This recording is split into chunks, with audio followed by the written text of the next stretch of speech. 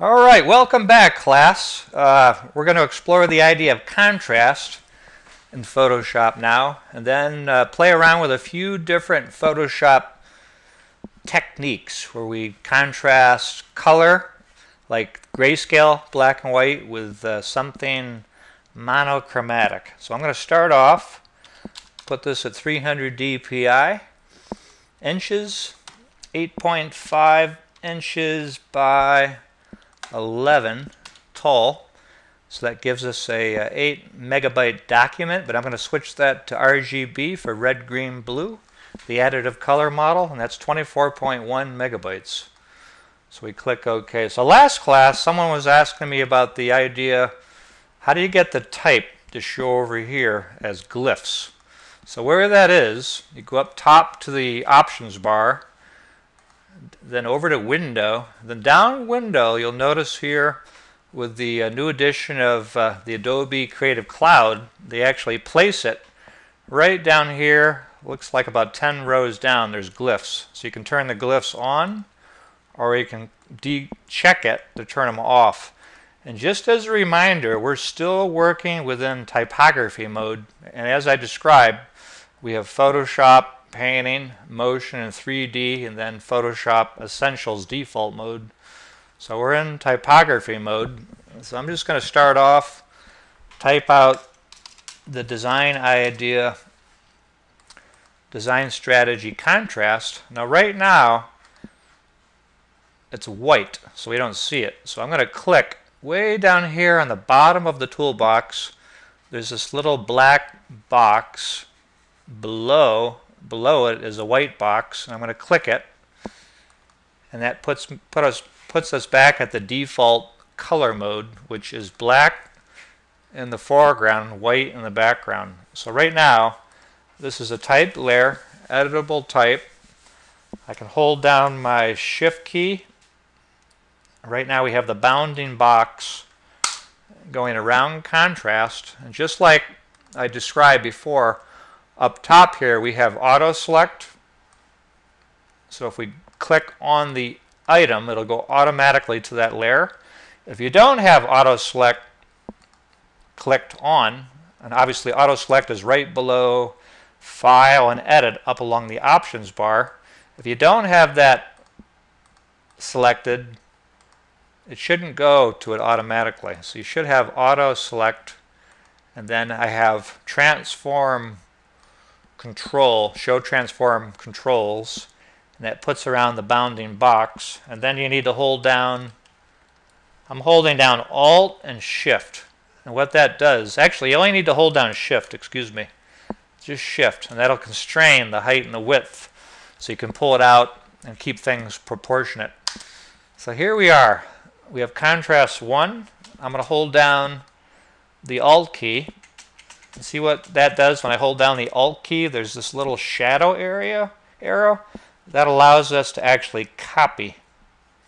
So I'm going to play around with this a few different ways to show you how to manipulate and alter color. So one way to change color is just double click the T for type, and then you can simply highlight the letters that you want to change in color and go up top. You have an option to choose color here along the options bar. There's an option for color. The other place you can access color is right over here under character. So we have the character box. If I go to window, decheck character, character is hidden away. I can go to window, click on character, and there's our character box. Now just like I described before within class, we have all these options for manipulating the point size, the leading or baseline shift, and the tracking and kerning over here. Then we have the percentage of height, and then the girth, the width over here. So I can click on that, and I can change the color in terms of a tint, color plus white, or a shade, color plus black, or in the middle here you get a combination of the black and white, a gray. So there's a tone. So you can choose any color you want on this color ramp here. So that's one way to play around with color, is just do it manually. Now another technique is to actually take the entire document and switch it to grayscale. But before I do that, what I'm going to do is actually duplicate this entire file so we can go back and explore some other ideas after. So I'm going to go to, let's see, image, layer, type layer file. We got to find out where this is. See, we go down, image, layer, duplicate.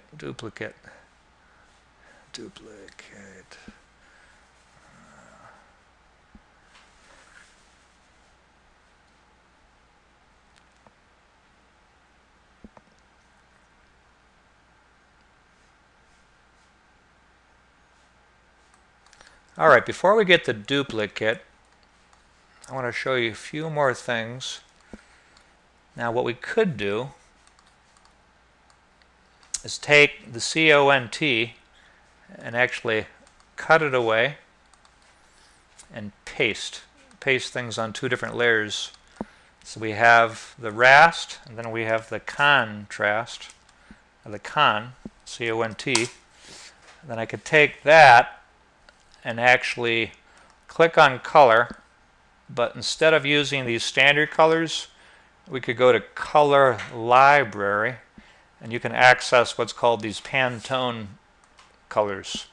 And this is important when you get into doing like offset printing. You have to explore different Pantone process models. So for example, we could do Pantone solid coated, and that would be like for if you were manufacturing a glossy publication. The front cover may have a sheen to it, so you may choose one of these Pantone swatches. And this is just something to be aware of when we're doing desktop printing. Obviously we're working in RGB, and we don't have to worry about these, but even in working with RGB, it's nice to have this option to go and explore these and see what possible colors to use, and then you could always go back to the color picker and do something along the lines of one of those.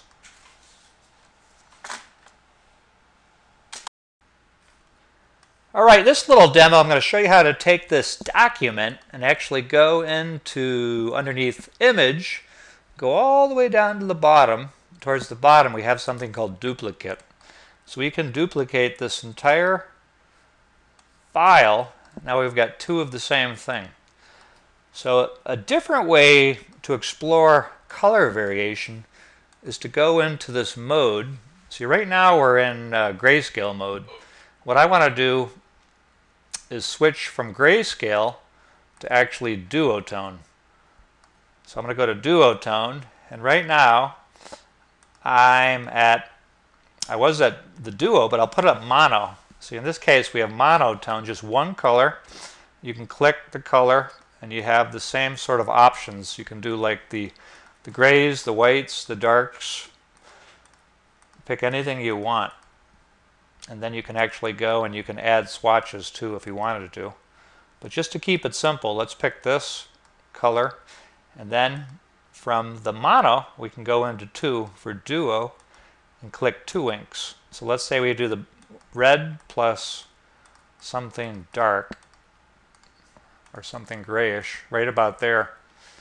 So basically have ink 1 and ink 2. Click OK. So we could take that. Now right now this is in duo and this is in grayscale. So if I drag this over, that's going to convert to grayscale. But if I take this file over on the left side and go to mode RGB and go to don't flatten, then back to here, look at, I dragged over the mono or the duo. Look at how it maintains its color.